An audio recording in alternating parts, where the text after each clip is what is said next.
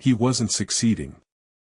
His name was Derek something, early 20s, the kind of guy who spent more time on his shoulders than his cardio and had volunteered for the sparring demonstration about 90 seconds ago with a grin that suggested he thought this would be easy. That grin was gone now. So was his air supply. His back hit the mat with a sound that wasn't quite a slap and wasn't quite a thud but something in between, the noise of 200 pounds of muscle and misplaced confidence meeting unforgiving ground at high speed. 40 seconds. Maybe less. Bianca Torres was already standing over him, not even breathing hard, her wrapped hands resting on her hips in a pose that had been practiced in front of a mirror enough times to look effortless. Her ponytail was still perfect. Her Apex martial arts tank top was still crisp. She looked down at Derek with the kind of smile that was meant to look friendly but landed somewhere closer to pity, then turned away before he'd even managed to roll onto his side. "That's 2 for 2 tonight, Riverside." Her voice bounced off the gymnasium walls, amplified by a cheap wireless headset that made her consonants pop a little too sharp. She paced the edge of the mat like she owned it, because in this moment, she did. "And I gotta say, I'm a little disappointed. I came out here to give you a real show, and so far the men of this community are not bringing the heat. Apex Martial Arts, 2 miles down on Mill Road. We train champions. We train people who don't end up on the floor in 40 seconds.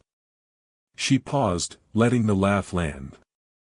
"And speaking of which, I need one more volunteer. 3rd time's the charm, right? Who's feeling brave?" In the very back row of the bleachers, Marcus Johnson checked his watch. It was 6:42 p.m., which meant they had exactly 3 minutes before they needed to be in the car if they were going to hit bedtime on schedule. He'd calculated it twice already, 7 minutes to the apartment, 8 if they hit the light at Clover Street, 15 minutes for Darius to shower and brush his teeth, 30 minutes of reading time, lights out at 9. The math was tight. The math was always tight, because Marcus had learned 3 years ago that structure was the only thing standing between him and the kind of chaos that swallowed single parents whole. He was a broad-shouldered man, 6 feet even, built like someone who had spent his 20s doing things that required physical competence and his 30s doing things that required patience. His work boots were the color of old dirt, the leather cracked across the toes in a pattern that told you they'd been wet and dry and wet again more times than anyone had bothered to count. His shirt had Greenway landscaping printed across the chest in faded white letters, and there was a grass stain on his left knee that had been there since Tuesday because Tuesday had been a 14-hour day and by the time he got home, the only thing he'd had energy for was making sure Darius ate something that wasn't cereal. Darius sat beside him, 7 years old and small for his age, his legs dangling off the edge of the bleacher bench and swinging in that aimless rhythm kids have when they're trying to sit still and failing. In his hands, he was working a small action figure through a series of aerial maneuvers, complete with whispered sound effects that Marcus could feel more than hear. The figure was missing most of its paint and one of its arms had been glued back on after an incident with a closing door, but Darius treated it with the reverence other kids reserved for things that were new. "Hey." Marcus leaned down, keeping his voice low. "We gotta roll in a couple minutes, okay?" Darius didn't look up from his action figure. "But it's not done yet." "I know, but we got a schedule." "You always say that." "Because it's always true." Darius finally looked up, his expression arranging itself into the kind of negotiation face that Marcus recognized because it was the same one he'd used on his own father 30 years ago. "But she's doing real fighting." "Like, real fighting. Can we just stay until she's done?" Marcus glanced at the mat, where Bianca was still working the crowd, her energy showing no signs of winding down. "It's not real fighting, D. It's a demonstration. There's a difference." "What's the difference?" "Real fighting doesn't have a microphone." Darius considered this for a moment, then nodded slowly, the way kids do when they've received information they're not entirely sure what to do with. His action figure resumed its flight path. That was when the spotlight hit them. It wasn't a real spotlight, just one of those portable work lights the community center used for evening events, mounted on a tall stand and angled down toward the bleachers. But it felt like a spotlight. It felt like the kind of light that didn't just illuminate you but pinned you in place, and Marcus had been in enough situations to know the difference between being seen and being targeted. Bianca's voice cut through the sudden hush. "What about you?" She was pointing directly at him. Her arm was fully extended, her finger aimed like she was selecting a product off a shelf, and the crowd turned to follow her gaze with the synchronized curiosity of people who smelled something interesting about to happen. The strong, silent type in the back. Bianca's smile widened, and there was something in it now that hadn't been there before, a flicker of performance that was less about entertainment and more about control. "I see you back there. You look like you've got some stories in those shoulders." Marcus rose. The movement was unhurried, the way a man rises from his own couch after a long day, not the way someone stands up to face a professional fighter who had just dismantled 2 volunteers in under 4 minutes combined. Darius looked up at him, the action figure frozen mid-flight. His eyes were wide but not scared. Curious. The way kids look when they sense something is about to happen but don't yet have the vocabulary to name it. Marcus descended 4 steps, then stopped beside his son. He leaned down, close enough that his voice wouldn't carry, close enough that Darius could smell the faint trace of cut grass and gasoline that always clung to his father's clothes after a shift. 2 minutes, Marcus said. Darius blinked. 2 minutes what? 2 minutes, then we go get pizza. Marcus pulled his wallet from his back pocket. He placed it in Darius's small hands, then added his keys. "Hold these for me." It was a ritual between them. Small moments of trust handed over like a baton. "You gonna fight her?" Darius asked. "I'm gonna go down there and help with the demonstration. But she's a real fighter." "So am I, Marcus said it without pride, without edge. Just a fact, like stating the color of the sky or the time on a clock. 2 minutes. Count them if you want." Darius nodded. His fingers closed around the wallet and keys, and he tucked them into his lap like artifacts that needed protecting. Marcus continued down the bleacher steps. When his boots hit the padded floor, the sound changed. Bianca turned to face him fully. Up close, she was younger than she'd looked from the bleachers, maybe 25, 26, and she carried herself with the coiled confidence of someone who had been told she was exceptional often enough that she'd stopped questioning it. "Name?" She held the microphone toward him, but her eyes were doing the math. "Height. Reach." The way he stood. "Marcus." "Just Marcus." "Just Marcus." Bianca's assistant, a wiry guy with a clipboard and the kind of officious energy that comes from being given a tiny amount of authority, stepped forward. "I need you to sign the liability waiver, and we've got headgear and gloves if you." "I'm fine without them." The words landed in the room like a stone dropped into still water. Ripples of reaction spread outward, a few laughs, some murmurs, a woman in the front row who said "oh, honey" under her breath in that tone people use when they're watching someone make a mistake they can see coming from a mile away. Bianca's smirk returned, but it had shifted. Before, it had been performance. Now it was something sharper, something with teeth. She handed the microphone to her assistant and leaned in close enough that only Marcus could hear her. "Old man, I don't know if you're brave or just didn't watch the last 2 guys leave here holding their ribs, but this is going on my highlight reel either way." She turned to her assistant. "Quick knockout. Get the wide angle." Marcus didn't respond. He walked to the center of the mat and stood there, hands loose at his sides, weight balanced in a way that looked casual but wasn't. His boots were still on. He hadn't even taken them off. The bell rang. Bianca came at him like a storm. She opened with a spinning back fist, fast, technical, the kind of strike that had ended her second volunteer's afternoon before he'd even figured out which direction it was coming from. Marcus leaned back. Not dramatically. Not like he was dodging. Just a slight shift of his head, maybe an inch, and her fist whistled past his nose close enough that he could feel the air move. She followed with a low kick aimed at his lead leg, the kind of strike that was supposed to buckle a stance and open up the target for what came next. Marcus checked it with his shin.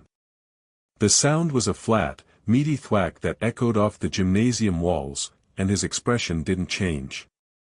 He didn't throw a single strike. That was the thing that started to get to her. Not the dodging, fighters missed sometimes, that was part of the game, but the way he wasn't fighting back. He was just there, moving in small, economical steps that always seemed to put him exactly where her strikes weren't. She threw a combination, jab, cross, hook, roundhouse. For strikes that had been drilled into her muscle memory through thousands of repetitions. Marcus slipped the jab, pivoted away from the cross, ducked under the hook, and stepped back from the roundhouse with the kind of footwork that looked simple but wasn't. His boots squeaked on the mat. That was the only sound he made. The crowd's laughter had died somewhere around the second combination. Now they were watching with the kind of silence that happens when people realize they're seeing something they don't understand. Darius sat in the bleachers, his father's wallet and keys pressed against his chest, his action figure forgotten in his lap. He was counting under his breath. 43 seconds. 44. He'd seen his father move like this before, in their backyard on Saturday mornings when the grass was still wet and the neighbors weren't awake yet. Marcus would set up cones and mitts and they'd work through combinations together, Darius's small fists tapping against his father's open palms while Marcus called out numbers in a steady rhythm. 1-2. Pivot. 3. Reset. It had always felt like a game. It was only now, watching his father circle a professional fighter on a padded mat under fluorescent lights, that Darius began to understand it had never been a game at all. Time seemed to stretch and warp, the way it does in moments that shouldn't be possible, moments that break the rules of what a body should be able to do. Bianca launched herself into the air with the explosive precision of someone who had done this exact movement 10,000 times, her legs scissoring, her hips rotating, her arm hooking toward Marcus's neck in the flying armbar that had ended 3 state championship matches before the second round. The crowd rose as one body, a wave of people coming to their feet because they knew what this was.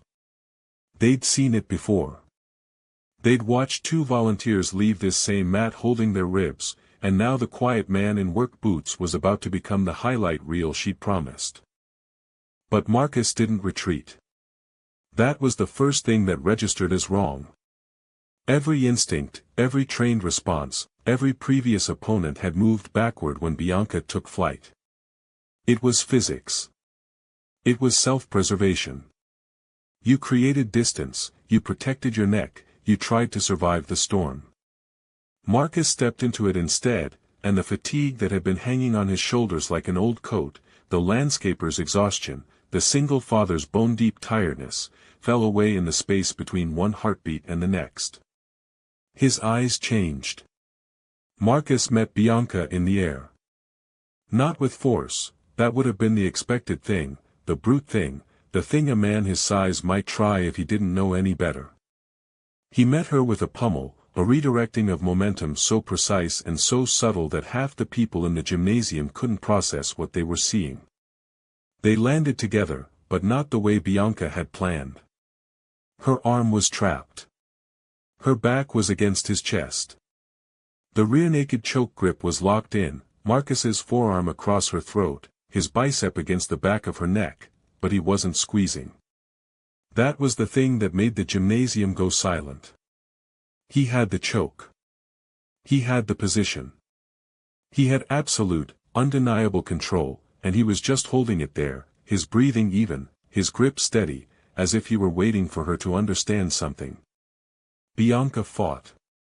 She tried to muscle out first, the way she'd muscled out of every hold that had ever been put on her in competition. She was stronger than she looked, her shoulders thick with muscle, her core a solid block of trained power. She twisted, bridged, tried to create space, and Marcus adjusted with micro-movements that looked like nothing at all. His weight shifted an inch. His grip tightened just enough to remind her it was there, then loosened again. She tried a Granby roll, a technical escape that had gotten her out of bad positions against opponents who outweighed her by 40 pounds, and Marcus followed the roll like he'd known it was coming before she did, ending up exactly where he'd started, her back against his chest, her arms still trapped, the choke still there. She tried to strike backward with her free elbow, aiming for his ribs, and he absorbed the blow without flinching, without loosening his grip, without even seeming to notice. The elbow landed. It should have hurt. It didn't change anything. That was when the gymnasium went from silent to something else. Something heavier. The kind of silence that happens when people realize they're not watching a fight anymore. They're watching a demonstration. Inside Marcus's mind, the memories flickered like a film reel running too fast, images strobing behind his eyes in rapid succession. A night vision desert raid, the world painted in shades of green and black, the weight of a teammate slung across his back, 200 pounds of dead weight that he'd carried for 3 miles because leaving him wasn't an option. The quiet voice of his CO cutting through the chaos of gunfire and shouting, steady as a metronome, breathe. Control the chaos. Don't let the chaos control you. A different mat, a different gymnasium, years ago and half a world away, where they drilled these exact movements until they were written into his bones, until his body knew them better than his mind did. The faces of men who hadn't come home, men whose names he still spoke aloud on certain nights when the silence got too loud and Darius was asleep and there was no one around to hear him. He blinked, and the memories retreated. They didn't disappear, they never disappeared, but they stepped back behind the curtain where they lived, and he was in the gymnasium again, under the fluorescent lights, his arm across a 23-year-old fighter's throat, his son watching from the bleachers. This was not a battlefield. This was a lesson. Bianca's hand came up and tapped his forearm twice. The signal was universal, the universal language of combat sports everywhere. I'm done. You win. Let me go. Marcus released her instantly, his arms sliding away, his weight shifting back, his body creating distance with the same fluid economy he'd shown throughout the entire exchange. He took 2 steps backward, his hands loose at his sides, his breathing as even as if he'd just been tying his shoe. He didn't look at the crowd. He didn't look at Bianca's assistant, who was standing frozen with her phone in her hand, the wide-angle shot forgotten. He didn't look at the other fighters who had stopped their drills to stare. He looked at Darius. And Darius, his action figure clattering to the bleacher floor, his father's wallet still clutched against his chest like a talisman, was already running. Darius hit him at full speed, a collision of small arms and bony knees and the unmistakable force of a 7-year-old who had been holding his breath for what felt like forever. His arms wrapped around his father's legs with the desperate strength of someone who had genuinely believed, for a handful of endless seconds, that something terrible was about to happen. I thought you weren't gonna do that anymore. The words came out clear, too clear, the way children's voices sometimes cut through adult noise with surgical precision. Marcus's stoic mask, the one that had held through Bianca's challenge and the fight and the memories that came with it, cracked. It cracked the way real masks crack, which is to say it softened at the edges, the tension around his eyes releasing just enough to let something human through. A small, tired smile. The kind of smile a man gives when his son reminds him of a promise he made in a darker time, in a different life, and he realizes the kid has been carrying that promise around like a talisman, waiting for the moment it might be broken. Told you, 2 minutes. He ruffled Darius's hair, his hand swallowing the top of the boy's head. This wasn't a warrior. This wasn't a Navy SEAL. This was a dad who had just picked his kid up from an after-school program, a dad whose son had been scared. But the words hung in the air. I thought you weren't gonna do that anymore. Do what? Fight? Use the skills that had just dismantled a professional fighter in under 2 minutes. He had been standing there the whole time, broad-shouldered and still, a veteran's cap pulled low over a high-end tight haircut that hadn't changed much since his own days in the service. He had watched the entire exchange without moving, without reacting. He watched the way a man watches when he knows what he's looking at, when he recognizes the economy of movement and the controlled breathing and the 1,000 tiny tells that separate someone who learned to fight in a gym from someone who learned to fight somewhere else entirely. He stepped forward now, his boots making soft sounds on the polished floor, and he didn't look at Bianca. He didn't look at her assistant, still frozen with her phone. He didn't look at the other fighters or the trainer or anyone else in the room. His eyes were locked on Marcus with the directness of someone who had spent years in environments where not paying attention could get people killed. What unit? The question silenced the last whispers in the room. It wasn't loud. It wasn't dramatic. It was asked the way professionals ask each other questions, with the quiet assumption that the answer would be understood without explanation. The trainer, who had been hovering near the edge of the mat looking like a man who had just watched gravity reverse itself, went completely still. The fighters stopped their whispered commentary. Even Darius, still pressed against his father's legs, looked up at the stranger with the kind of curiosity children reserve for adults who speak in codes they don't yet understand. Marcus, still holding Darius's hand, straightened slightly. It was a reflex, a ghost of muscle memory from a past life, the automatic response of a man who had once stood at attention when addressed by someone who had earned the right to ask that question. His shoulders squared. His chin lifted just enough to be noticeable. His voice, when he answered, carried the quiet, understated precision of someone who had never needed to brag about anything. Naval Special Warfare. Separated 4 years ago. The words landed like a physical blow. Not because they were shouted. They weren't. Marcus spoke them the way another man might give his name at a coffee shop, flat and factual and without any expectation that they would change anything. But they changed everything. Naval Special Warfare. The formal name for the SEAL teams. The name that meant BUD/S and Hell Week and the kind of training that broke 75% of the men who attempted it. The name that meant this wasn't just a guy who had done some military service.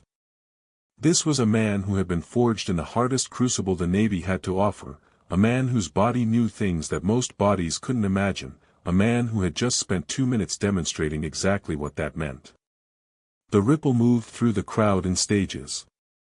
First, the veteran nodded, a single slow dip of his chin that said more than any applause. It was the nod of one professional acknowledging another, the silent gesture of respect that exists in every branch of the military and transcends rank and time and circumstance. He didn't say anything else. He didn't need to. The nod was enough. Then the fighters reacted, their faces shifting from confusion to something closer to awe. They had watched their best get dismantled, and now they understood why. It wasn't luck. It wasn't some fluke of physics or a bad day for Bianca. It was the difference between someone who trained for sport and someone who had been trained for survival, and that difference was as vast as the ocean Marcus had once called his office. And then Bianca reacted. She was still sitting on the mat, still breathing hard, still processing what had just happened to her. Her cornrows had come slightly undone during the exchange, a few strands falling across her face, and she pushed them back with a hand that trembled almost imperceptibly. She looked up at Marcus, and her face was a complex map of emotions that shifted too fast to track. Shock. Humiliation. And something else, something that dawned slowly like a sunrise she hadn't expected to see. Marcus turned his head slightly, the movement so small it was almost imperceptible, but in the hush that had fallen over the gymnasium, it felt like the whole room shifted with him. The harsh fluorescent lights caught the side of his face, tracing the line of his jaw, the quiet certainty in his eyes, and when he spoke, he didn't raise his voice. He didn't need to. The silence was so complete that every syllable carried, and what he said landed with more force than any physical blow he had delivered in the preceding minutes. "You needed a student.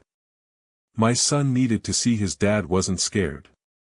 He glanced down at Darius, who was still pressed against his legs, the action figure forgotten in his hand, his face tilted upward with an expression of pure, uncomplicated adoration.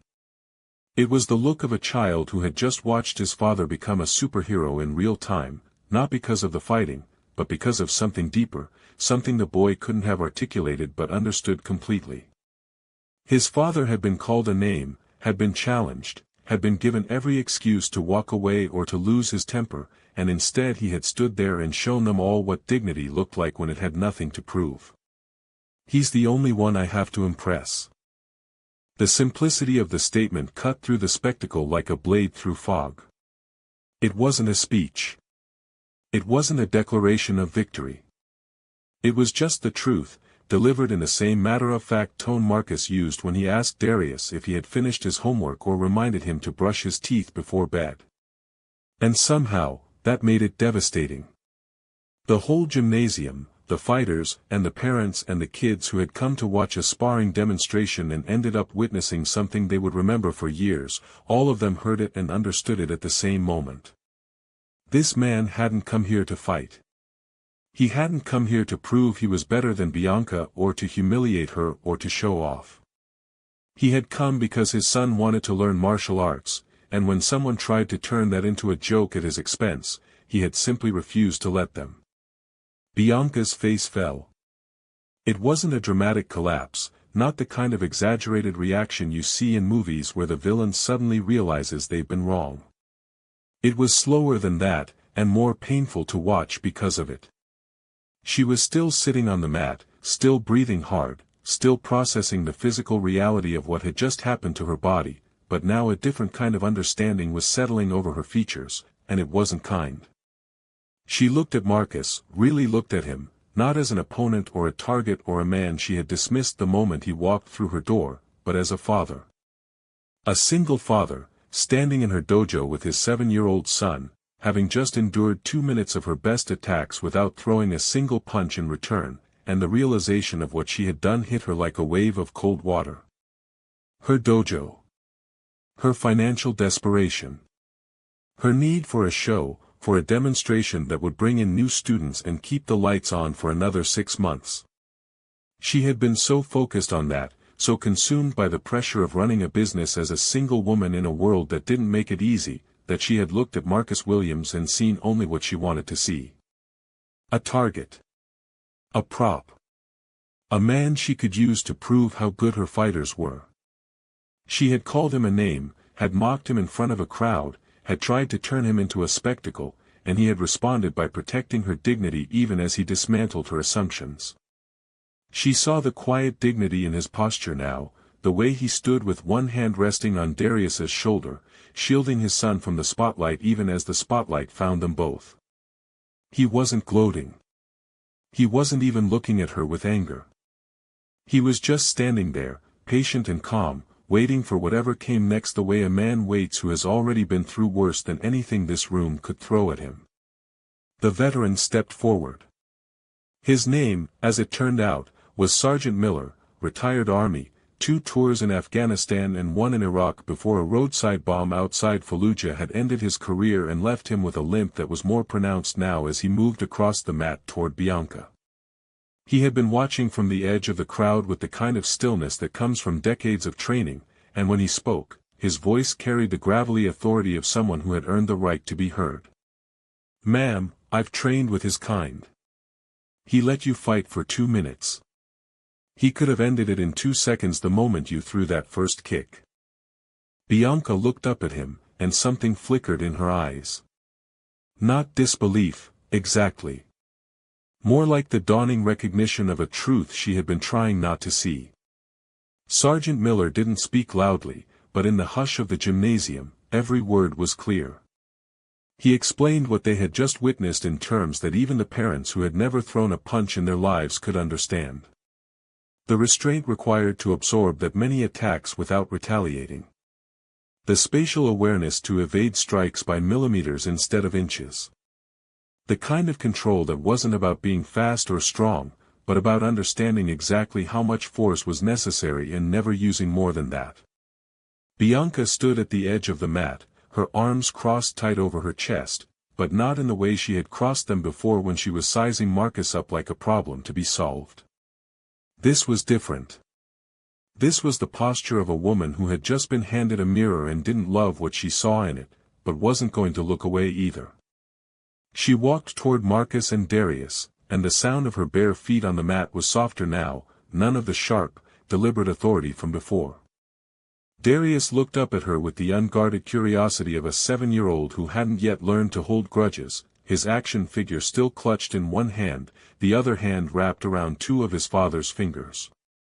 Bianca stopped about 3 feet away, which was closer than she needed to be, and for a second she just stood there, breathing. Then she said it, and her voice cracked on the first word, which she clearly hadn't planned for. "I've been teaching Flash. Flash and speed and how to look good on camera," she continued, and now she was looking at Darius, not Marcus, which made it easier for her to keep going. "I've been so focused on keeping this place open, on making it look impressive enough that people would pay for it, that I forgot what I was supposed to be teaching in the first place." She exhaled, a long breath that seemed to carry something heavy out of her chest. "Your dad just demonstrated substance. Real substance. The kind you can't fake." Bianca shifted her weight. Her hands dropped to her sides. "I'd like to offer you something. If Darius wants to train here, at Apex, it's free. No fees, no contracts, nothing." She paused, and the next words came out slower, like they cost her something to say. "It's not a bribe. It's not me trying to buy back my reputation or make myself feel better. It's an apology, and it's respect, and it's me admitting that I have something to learn from you, and if your son wants to be here, I'd be honored to teach him what I actually know, not just what looks good in a highlight reel." Marcus was quiet for a long moment. The fluorescent lights buzzed overhead, a sound that had been there the whole time but only became noticeable in the silence. It was past 7 o'clock now, their dinner schedule completely blown, bedtime almost certainly going to be late, and Marcus Williams was a man who ran his life on a clock because clocks were reliable and predictable and didn't call you names in front of crowds. But he was also a man who understood that sometimes the schedule had to bend so that something more important could fit inside it. He looked at Darius. Darius looked back at him, and his eyes were so wide they seemed to take up half his face, and he was nodding before his father had even said anything, a tiny, desperate, please please please nod that he was trying to keep cool but absolutely failing to keep cool. Marcus's rigid posture, the one he had worn like armor since the moment Bianca had called him out of the crowd, finally relaxed. It wasn't a big movement. Just his shoulders dropping a fraction of an inch, the tension in his jaw releasing, the way a man settles into a chair after a long day and decides he's going to stay. "All right," he said. "But we've got conditions." Bianca nodded immediately. "Name them." "We stick to our schedule. School nights, he's in bed by 9. That means training wraps at 8:15 sharp, no exceptions. And no more calling people out for a show." His voice was calm, but the weight behind it was unmistakable. "You want to demonstrate something, you use volunteers. You don't put a kid's father in the spotlight and make him choose between his dignity and his son's comfort. That's not a lesson. That's a spectacle, and my son's been through enough spectacles." Bianca absorbed this, and something shifted in her face. Not defensiveness. Not embarrassment. Relief, maybe, or something close to it. She had lost a spectacle tonight, lost the easy, flashy demonstration she had planned to use as marketing material, but in its place she had gained something real. A potential student who actually wanted to learn. A father who had just taught her more about control and restraint in 2 minutes than she had learned in 2 decades. And a mirror she couldn't look away from. "Agreed," she said. "All of it. You have my word." Darius let out a breath he had apparently been holding for the entire negotiation, and then he did what 7-year-olds do when they've been asked to be still and quiet for too long. He started talking.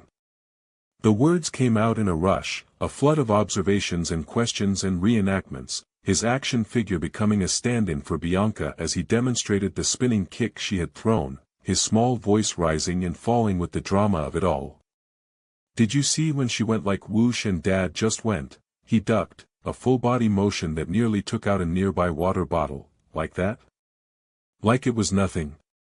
And then the other kick, the one where her leg went all the way up, and Dad just leaned back like he was dodging a branch or something, and "Darius," Marcus said, and his voice was warm now, the warmth of a father who had been holding back his own smile and was about to lose the battle. "Breathe, son." Darius breathed. It lasted about half a second before he was talking again. They left the gymnasium together, the three of them walking toward the parking lot as Bianca locked up behind them. The night air was cool and clean, the kind of early autumn evening that made everything feel a little sharper, a little more possible.